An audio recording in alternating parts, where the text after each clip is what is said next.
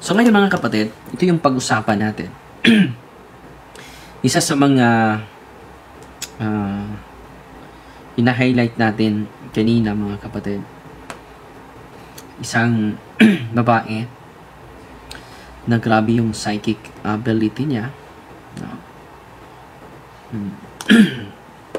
Bago po ito na pasyente natin, hindi na natin isabi yung location niya. Meron pala silang meron pala siyang imahen na nakita po ito ng kanyang lola, pero hindi nila alam kung saan galing. Tungkol kay wala sila makailan ini daghang higayon, kaya kilagihipos apan kalit lang kini mahibalik sa ilang altar. So na-amaze sila dahil hindi nila alam kung saan galing yung larawan. Larawan po ng Birhen Maria sa ating mahal na ina.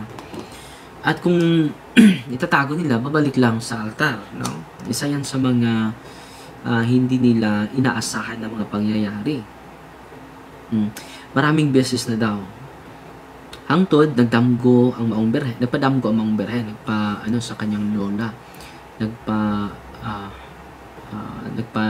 Napanaginipan niya. Siya kuno ang Birhen sa Konsolasyon, Our Lady of Consolation, no? O karon ang maong ibahin gihimuan o kapilya o ang maong nahimong patron sa ilang lugar, no? So ito po naging patron sa kanilang lugar, no?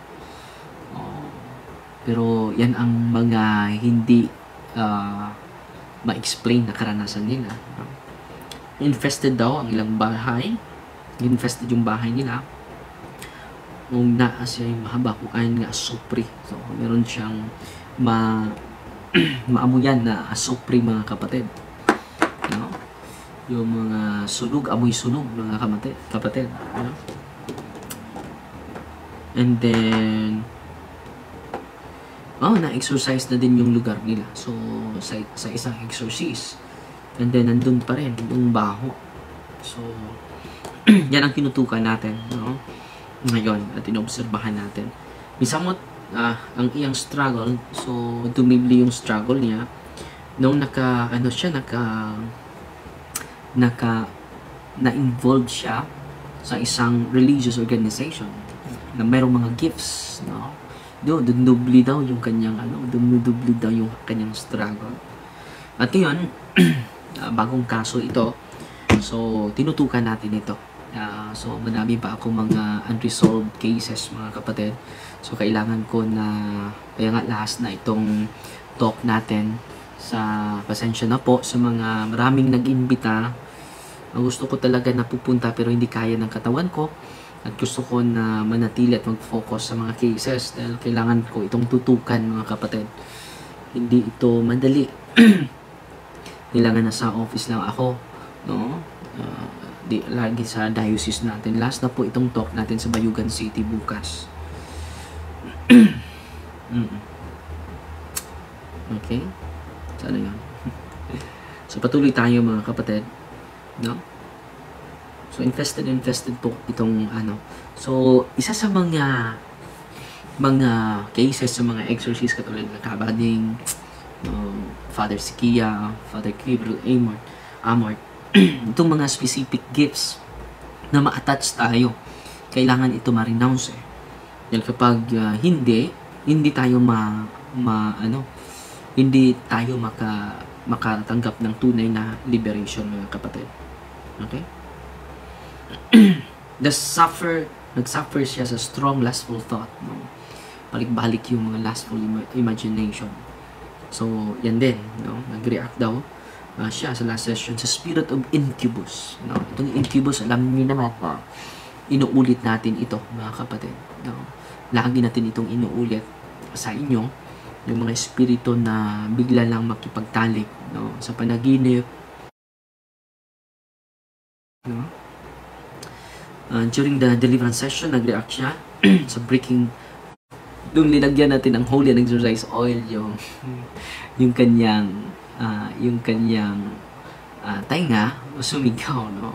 Wah, ang init. Wag niyong galayuan yan. Wag niyong galayuan yung tainga ko. Ano? So, during closing the occult third eye and consecrating the senses, grabe yung reaction niya. At kung itong mga gifts niya, kung hindi ito ma-renounce, yung attachment, mga kapatid, yung attachment, kailangan ma-renounce, mga kapatid. Kapag hindi ito ma-renounce, matagalan tayo. Okay? And then dito sa kanyang, ilok. Ilok. No? Nung ilagay namin yung middle sa kanyang, dito lang, just a simple, we put simply the sacramentals right here, under her arms. Sumigaw siya, ang sakit! Ang sakit! So dito na obserbahan ko, yung mga demonyo pala naka-attach sa ating sa katawan, may particular area. Kung malagyan niya ng oil, malagyan niya ng sacramental, sisigaw. Sabi niya, ang sakit! Nanginginig. At patuloy pa rin na ina-assist natin. No? Almost 1 hour ako nag-pray sa kanya. Nag-react, nag-listen siya sa prayer against temptation. And Father Refugee page 46. No? Dili makalitok sa renouncement of counterfeit charism, especially the gift of tongues. No? Nandiyan yan sa page 100 dito sa Father Sikia. No? Counterfeit.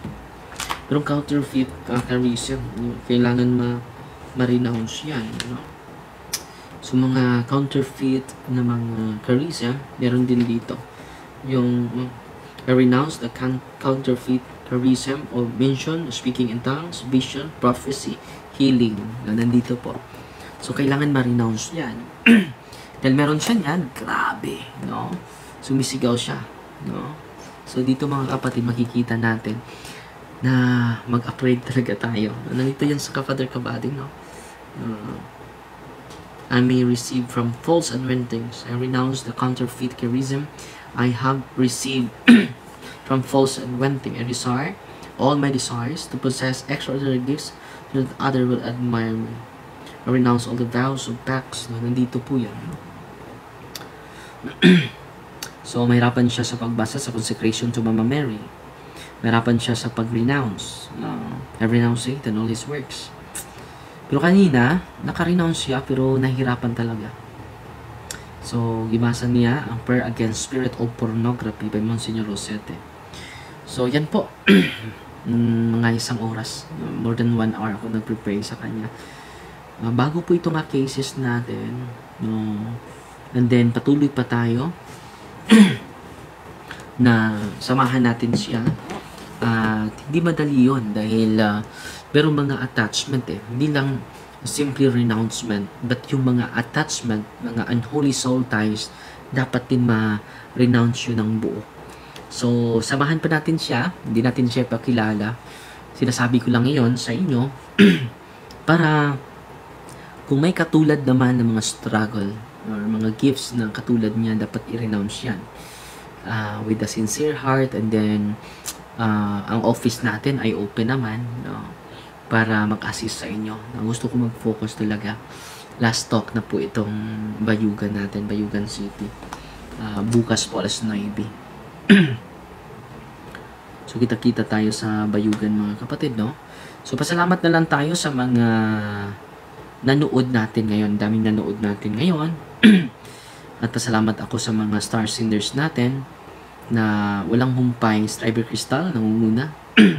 Nagpadala sa atin ng 500 stars, si Sheila Love, 200 stars, si King Sulon, 100 stars, si Cathy Marquez, 100 stars, si Gladys Antili, 100 stars, si Aminda Ilga Dacuba, 100 stars, si Janing GDP, 50 stars, si Army Parajes, 50 stars, si Evelyn Pambi, 50 stars, si Lucrecia Baral Kapili, 50 stars. Salamat po. And then sa mga natin, sa mga nag-comment natin, sa ating lulot, nanood sa atin, si Juna Rizal, Florida. Padre, Pil, kus mga pag-ampo ayuhon ang akong gastritis, nuli, tulan hilot. Po, Grabe yung Eucharist. Jesus is real and He is the real healer po. Si Joy Alfanta Fernandez, ito na 50 stars. Salamat po. Gusto ko manatili na dito sa office ko. Si Marina Pinaranda is watching. Ang makamata sa kamaturan tungkol sa imong pagpadayag sa kamaturan from Asin, Southern Leyte. Si Tibo Rodnel, good evening Father, watching from Aurora, Zamboanga del Sur. Si Reggie Arcabo is watching. Si Ana Lisa Yunting Iskuton nanood sa atin. No? So, yan lang sa muna ha. Okay? Mag-travel na kami. Alas 10 yung barko. And then, kasama ko si Mama at Papa at mga kapatid ko. Okay? At tatapusin natin ito sa isang dasal, no? In the name of the Father, and of the Son, and of the Holy Spirit. Amen. Our Father, which in heaven, hallowed be thy kingdom come, thy will be done on earth as it is in heaven.